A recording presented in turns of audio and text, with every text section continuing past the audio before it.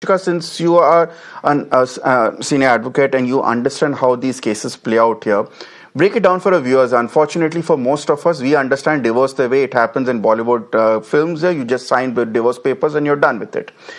Even when a mutual divorce comes across, there's still a cooling off period. There's still a time between the first motion and second motion. There's family mediation which goes on, and that is where often, as we saw in the case of Jaunpur, that is where it becomes sort of a no holds barred, where there are two sides negotiating and depends heavily on where the adjudicator stands. Is the system so rotten that even when the laws are not actually applied falsely, as seems to be in this case, the threat of them is enough to bully someone into submission and perhaps even taking his own life? So here we need to understand what is a mutual divorce to answer to that question. Mutual means both parties agree to close a matrimonial dispute by ensuring that both parties after the separation are safe. Mutual divorce, mostly in today's time, would mean you take money from the man, you take certain amount of security from the man, which is passed on to the weaker sex here, the woman, and automatically the matrimonial arrangement breaks by a mutual divorce. This is how mutual divorce works. Now, as far as the process being rotten is concerned, it is not a process being rotten, it's the mindset.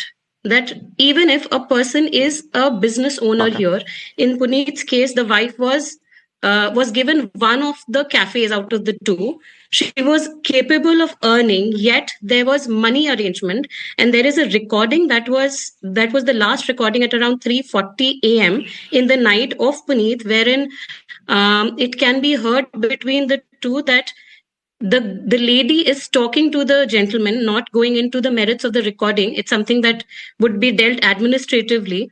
But in the recording, it can be heard that the lady is saying that while there has been an arrangement of separation mutually in a mutual divorce case, there is still the business arrangement from where she needs more money.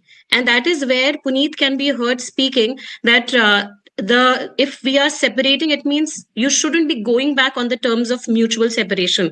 My challenge here to explain is mutual divorces do not remain mutual. And also mutual divorce, if someone goes back on the terms of settlement, how should the courts take that up? Yes, you can go ahead and challenge it in contempt of court processes, but is that easy? And what happens if someone goes back on the terms of the settlement? Yeah, because that's, after the settlement, to my understanding, Rishika, that's exactly what the husband wants to avoid in the first place, going to court against the woman, because the die is loaded against him, which is why they're going for a mutual divorce in the first place.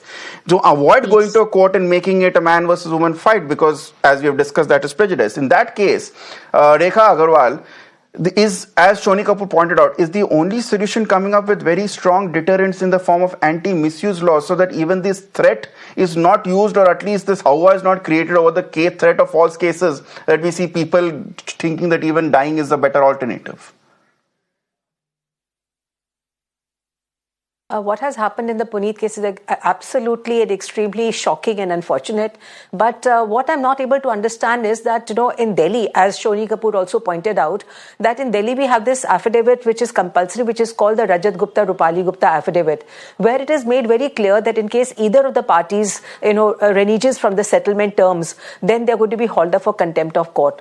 So I think that in the case of Puneet, if the first motion had already taken place and both the parties, Puneet and his wife Manisha, had acted upon the terms of settlement, having accepted the terms of settlement and having acted upon them, neither of the parties can back out of it, and it is very easy to file a contempt of court case, where if any of the parties has got a strong reason for backing out, they also have a opportunity to explain that under what conditions a particular party is asking for more money or backing out from the terms of settlement, for example regarding the custody.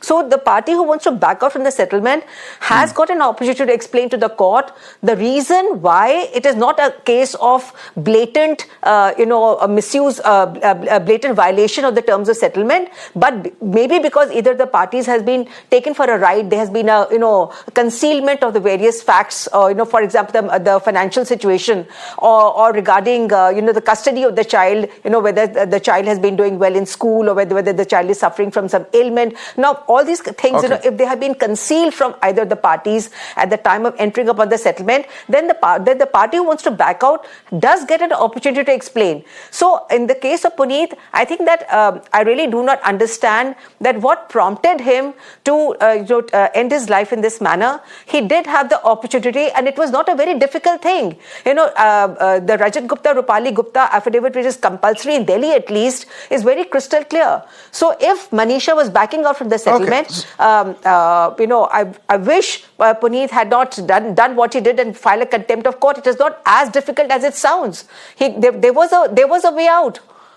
It's not the end of the road. Okay, let me then bring in Shonee Kapoor. Of course, as Shonee Kapoor pointed out, that there is a violation of laws, but you can't have any misuse law as such. That let us make a specific misuse law. That what if anybody misuses? So we already have the contempt of court for that. Okay. What more safeguards can we have in a legal system?